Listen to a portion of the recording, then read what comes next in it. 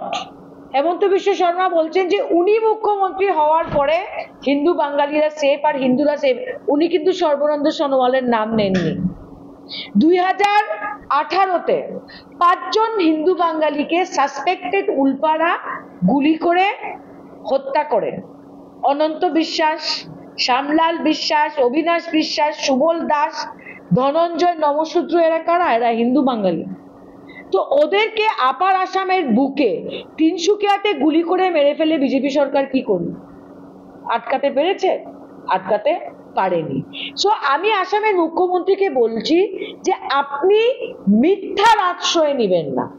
যদি আপনার ক্ষমতা এবং সৎসাহস থাকে, প্রেস মিট করে যেভাবে আমি পয়েন্ট ওয়াইজ বলছি আপনি হিন্দুদের সঙ্গে কতবার বিশ্বাসঘাত করেছেন, আপনি পয়েন্ট ওয়াইজ লিখে দিন যে আপনি হিন্দুদের জন্য আসামে কি করতে পেরেছেন।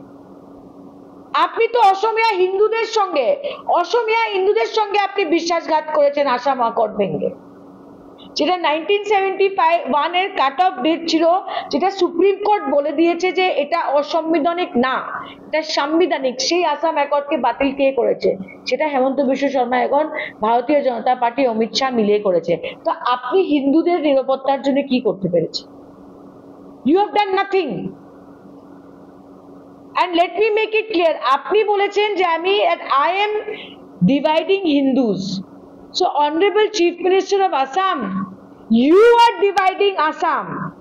I am uniting India and you are dividing Assam. আপনার আর আমার আইডিওলজির মধ্যে এটাই তফাৎ।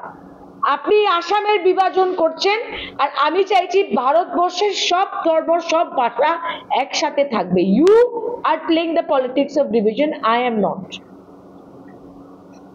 এখন আপনাদের